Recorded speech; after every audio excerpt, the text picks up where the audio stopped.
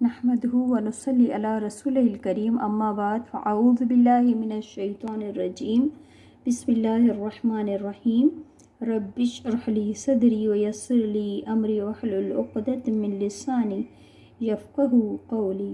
सूरतुल बक़रा आयत नंबर 61 खां वठी 66 ताईं तर्जुमो। बिस्मिल्लाहिर रहमानिर रहीम। व ऐं इज़ जॾहिं कुल तव्हां चयो या मूसा ए मूसा लन हरगिज़ न नस्बिर असीं सबर कंदासीं अला तआमिन वाहिदिन हिकिड़े ताम ते हिकिड़ी क़िस्म जे खाधे ते असीं हरगिज़ सबर न कंदासीं।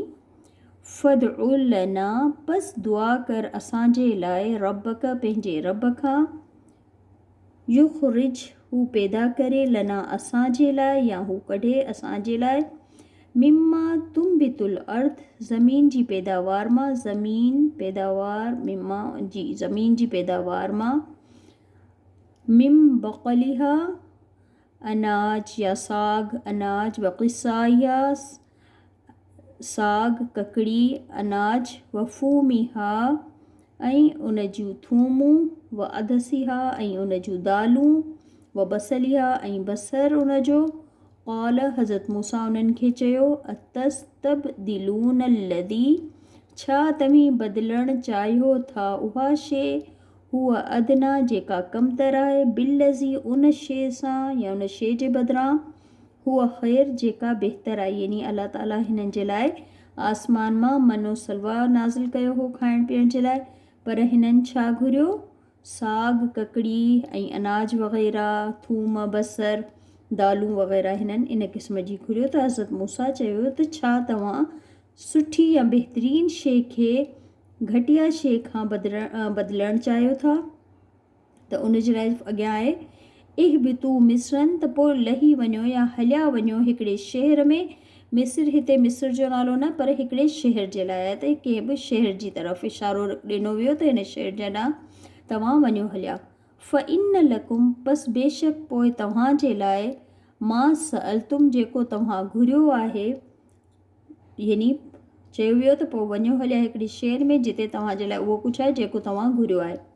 वदुरिबत अलैहिम पोइ विधी वई उन्हनि जे मथां अज़िल्लतु वल मस्कनतु ख़्वारी ऐं मुहताजी वबाउ ऐं हू पलटिया बेग़दबिन मिनल्लाह अल्लाह जे ग़ज़ब सां। ज़ालिक बिअन्नहुम इहो बवजह उन जे कानू उहे हुआ यकफुरून बि आयातिल्लाही कुफ़र कंदा या इनकार कंदा अल्लाह जी आयात जो निशानिन जो। वयक़्तुलून ऐं हू क़त्ल कंदा हुआ अन्नबियीन नबिन खे पैगम्बरनि खे जेके उन्हनि वटि ईंदा हुआ बग़ैरिल हक़ बग़ैर कंहिं वजह जे बग़ैर हक़ जे यानी नाहक़ क़त्ल कंदा हुआ। ज़ालिक बिमा इहो बवजह इन जे असो उन्हनि नाफ़रमानी कई वकानू ऐं हुआ उहे यातदून हद खां वधण वारा यानी सरकश माण्हू हुआ सरकशी कंदा हुआ।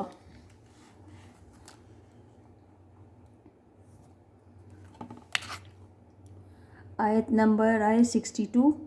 इन्नल्लज़ीन बेशक उहे माण्हू जिन आमनु ईमान आंदो वल्लज़ीन ऐं उहे माण्हू जेके हादू यहूदी थिया व नसारा ऐं जेके नसरानी थिया वसाबीन ऐं जेके साबी थिया। मन आमन उन्हनि मां जिन बि ईमान आंदो अल्लाह बिल्लाही अल्लाह ते वल यौमिल आख़िर ऐं आख़िरत जे ॾींहं ते यानी क़यामत ते व अमिल सॉलिहन ऐं अमल कया उन्हनि नेक फलहुम पस उन्हनि जे लाइ आहे अजरुहुम अजर उन्हनि जो इंद रब्बिहिम उन्हनि जे रब वटि वला ख़ौफ़ न ई उन्हनि ते को ख़ौफ़ आहे न को डपु आहे अलैहिम उन्हनि जे मथां वला हुम यहज़नून ऐं न ई उहे ग़मगीन थींदा। व इज़ ऐं जॾहिं अख़ज़ना वरितो असां मीसाक़कुम पको या पुख़्ता अहद तव्हां खां वरफ़ना ऐं असां खणी मथे खयो फ़ोक़कुम तव्हांजे मथां ऐं असां बुलंद कयो फ़ोक़कुम तव्हांजे मथां अतूर तूर पहाड़ खे ख़ुज़ू पकड़ियो यानी वठो मां आतईनाकुम जेको ॾिनो असां तव्हांखे यानी मज़बूती सां उहे नसीहतूं उहे ॻाल्हियूं जेके हज़रत मूसा जे ज़रिए मूसा अलैहिस्सलाम जे ज़रिए अलाह ताला तव्हां ॾांहुं मोकिलियूं आहिनि उन्हनि खे मज़बूती सां पकड़ियो, यानी हिदायतुनि जी ॻाल्हियुनि खे मज़बूती सां थामे रखो, यानी अमल जे लिहाज़ खां उन्हनि खे मज़बूती सां पकड़ो। बेक़ुवतिन मज़बूतीअ सां वज़कुरू ऐं यादि रखो माफ़ी जेको उन में आहे लअल्लकुम ताकि तव्हां तत्तक़ून तक़वा इख़्तियार करियो, तक़वा वारा थियो।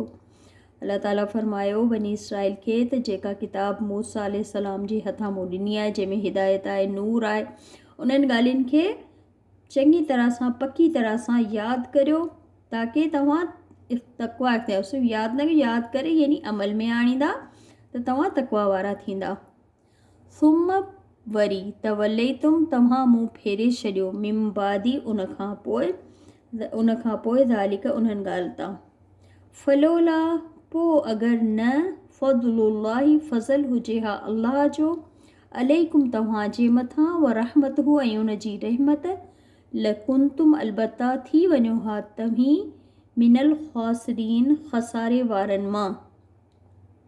वलक़द ऐं अलबत्ता तहक़ीक़ अलिमतुम ॼाणे वरितो तव्हां अल्लज़ीन तदो उन्हनि माण्हुनि जे बारे में जिन सरकशी कई या जेके हद खां अॻियां वधी विया, मिनकुम तव्हां मां ई हुआ उहे फिस सब्ती छंछर वारे ॾींहुं।